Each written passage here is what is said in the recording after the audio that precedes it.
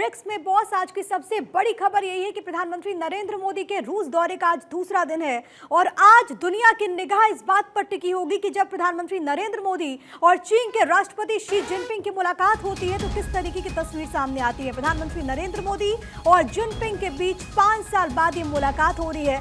5 साल बाद bilateral talks हो रहा है, क्योंकि बीते वर्ष की हम बात करें तो दक्षिण अफ्रीका के जोहान्सबर्ग में मुलाकात हुई थी, बायलैटरल टॉक्स नहीं हुई थी। उससे पहले अगर हम बात करें तो इंडोनेशिया के बाली में मुलाकात हुई थी G20 समिट के दौरान, लेकिन उस वक्त भी चर्चा नहीं हुई थी, द्विपक्षीय वार्ता नहीं हुई थी। लेकिन आज दोनों की मुलाकात होने वाली है, बायलैटरल टॉक्स होने वाले हैं।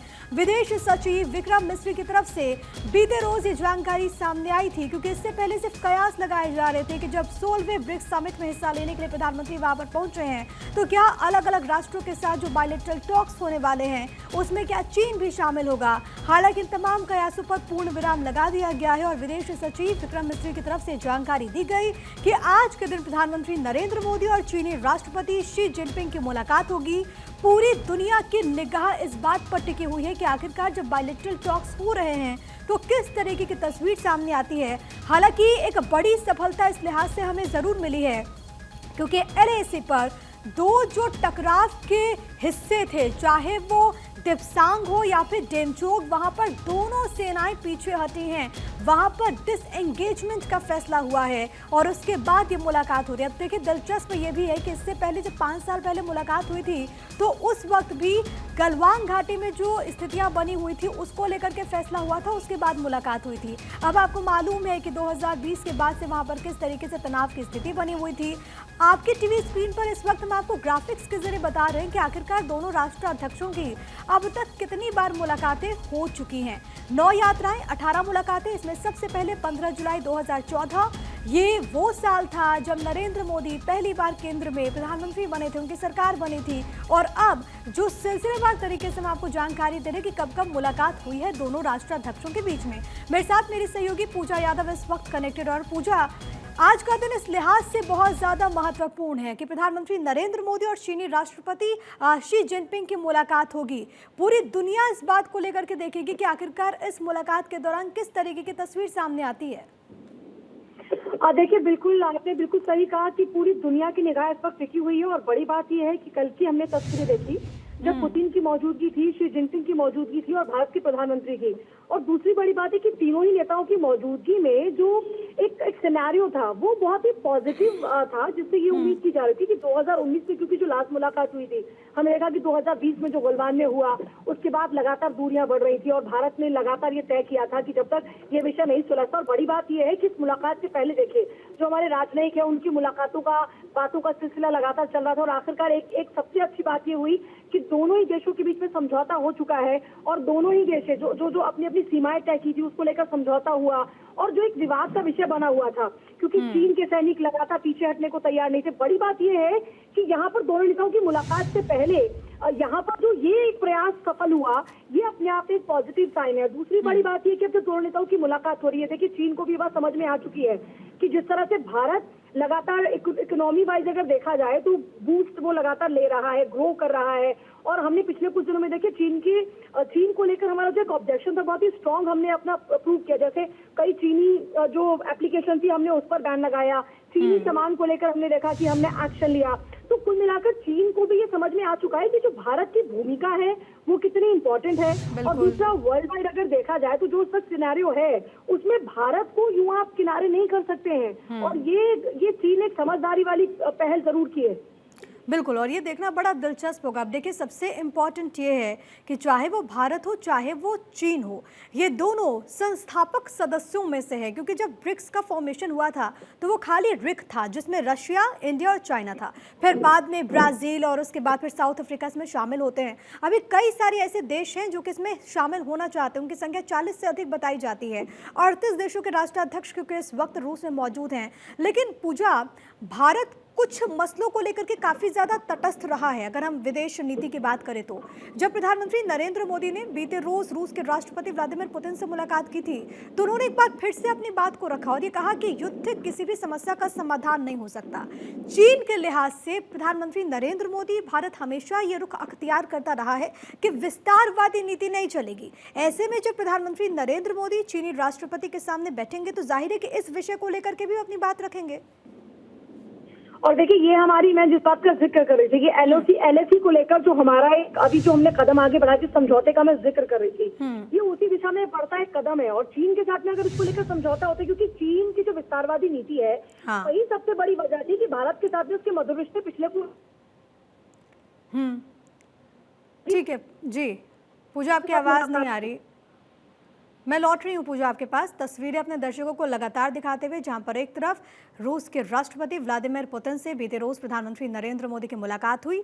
ईरान के राष्ट्राध्यक्ष से भी उन्होंने मुलाकात की थी, मसूद पेजिशकियान। और आज चीन के राष्ट्रपति से भी प्रधानमंत्री नरेंद्र मोदी की मुलाकात होने वाली है। अब सबसे अहम ये है कि इस वक्त एलएसी पर आपको मालूम है कि एक बड़ी सफलता ये हासिल हुई है, क्योंकि जो टकराव के जगह थी वहां से दोनों सेनाएं पीछे हटी हैं। हालांकि इससे पहले 2019 में जब मुलाकात हुई थी ब्रिक्स समिट के दौरान भी, तो उस वक्त भी कुछ ऐसी स्थिति बनी थी। लेकिन 2020 में आपने देखा कि किस तरीके से तनाव के हालात हो गए। चीन अपनी विस्तारवादी नीति के लिए जाना जाता है। चीन लगातार वैसे देश, छोटे छोटे देश, जिनको एक मोहरे के तौर पर करता आया है इस्तेमाल। ऐसे में प्रधानमंत्री नरेंद्र मोदी जब वहां पर चीनी राष्ट्रपति शी जिनपिंग से मिलेंगे तो जाहिर है कि तमाम विषयों को उठाते हुए भी नजर आएंगे। पूजा, अगर मेरी आवाज आप तक पहुंच रही है तो ठीक है, पूजा से हम एक बार फिर से जुड़ेंगे। लेकिन आपकी टीवी स्क्रीन पर ये आपको जानकारी हम देते चल रहे हैं कि आखिरकार मिनट टू मिनट कार्यक्रम प्रधानमंत्री नरेंद्र मोदी का क्या कुछ है। रूस के कजान में इस वक्त उनकी मौजूदगी दोपहर के 12:30 बजे एक्सपो सेंटर वो पहुंचेंगे। 4:40 से 5:30 बजे का वक्त बताया जा रहा है जब वो चीनी राष्ट्रपति शी जिनपिंग से मुलाकात करने वाले हैं। आज के दिन ही भारत के लिए वो रवाना हो जाएंगे। अब देखिए, दिलचस्प ये भी है कि कल ब्रिक्स प्लस की भी बैठक होने वाली है, तो उसमें विदेश मंत्री एस जयशंकर भारत की तरफ से हिस्सा लेंगे।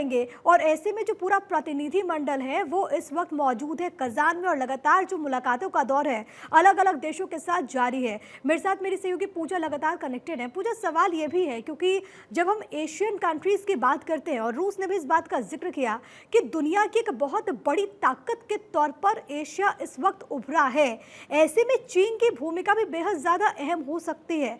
क्या ये मांग करके चले कि आज जब बायलैटरल टॉक्स हो रहे हैं तो कई लिहाज से व्यापार को लेकर के, इसके अलावा अलग अलग विषयों को लेकर के यहाँ पर चर्चा हो और कई समझौतों पर हस्ताक्षर भी क्या संभव है?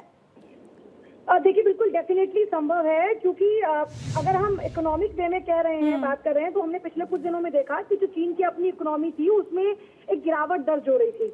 और एक बड़ी बात यह है कि अगर हम देखें अंतर्राष्ट्रीय स्तर पर, तो भारत को चीन के विकल्प के तौर पर देखा गया, क्योंकि दोनों की जो भी स्ट्रेंथ है वो बहुत ही सेम है। जैसे यहाँ पर जो एक पॉपुलेशन है, जैसे जो अपनी पॉपुलेशन को चीन ने अपनी स्ट्रेंथ बनाने का काम किया। फिर यहाँ पर हमारे पास में युवा बहुत ज्यादा है, एक स्ट्रेंथ हमारे पास बहुत। दूसरा आता है पोटेंशियल की बात। तो हमने क्योंकि मैन्युफैक्चरिंग पर हम जोर दे रहे हैं, हमने जो अपना मेक इन इंडिया का जो हमने नारा दिया उसको हम तेजी से आगे बढ़ा रहे हैं और अपनी मैन्युफैक्चरिंग पर हम फोकस कर रहे हैं, आत्मनिर्भरता की ओर फोकस कर रहे हैं। यही चीन के लिए सबसे मजबूत पॉइंट था कि चीन ने जो ग्रो किया उसका बड़ा रीजन ये था कि उसने अपनी पॉपुलेशन को यूटिलाइज किया, उसने अपनी मैन्युफैक्चरिंग पर फोकस किया, और उसका जो सामान था उसने अलग अलग बाजारों में कम रेट पर क्योंकि उसने उपलब्ध कराया, तो जाहिर तौर पर उसकी जो मार्केट थी वो ज्यादा बढ़ी।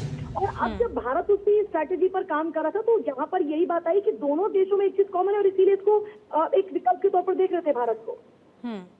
और वैसे भी कहा जाता है कि ये तिकड़ी है, यानी कि रूस, भारत और चीन, और ऐसे में अगर ये एक साथ आते हैं कई विषयों को लेकर के तो दुनिया की एक बहुत बड़ी ताकत के तौर पर भी इसे देखा जा रहा है। और इसको लेकर के भी अंतर्राष्ट्रीय स्तर पर इस वक्त सबकी निगाह होगी कि आखिरकार कजान से कैसी तस्वीर सामने आती है। लेकिन सबसे बड़ी बात है पूजा, क्योंकि लगातार जब चीन की हम बात करते हैं तो जो बॉर्डर डिस्प्यूट है वो एक बहुत बड़ा मसला है, और इसको लेकर के भारत ने हमेशा अपनी बात रखी है।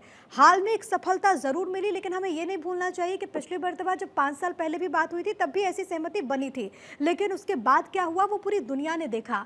इस बार भी सहमति बनी है, जो कि एक बहुत बड़ी पहल है, बहुत सकारात्मक पहल है, लेकिन क्या उसके कॉन्टिन्यूएशन को लेकर के भी यहाँ पर बातचीत संभव है? देखिए यही वजह है कि हमने एक तरफ जहाँ पेपर साइड ये प्रयास किया, क्योंकि मैं देखा कि 2020 से गतिरोध लगातार चल रहा है। हाँ। सीमा विवाद का पूर्ण समाधान अभी तक निकला भी नहीं। हालांकि दोनों पक्ष संघर्ष के कई बिंदुओं से पीछे हट गए हैं। 2020 को पूर्वी लद्दाख की वो गलवान घाटी में भारत और चीन के सैनिक जब आमने सामने आए थे, वो तस्वीर हम भूल नहीं सकते। दोनों पक्षों के बीच किस तरीके से हिंसक झड़प हुई थी वो भी हम भूल नहीं सकते। इसीलिए जब इस बार समझौता हुआ तो समझौते के साथ साथ ऐसे नहीं कि भारत ने आंखें मूंद कर पूरा ब्लाइंड फेथ कर लिया चीन के ऊपर।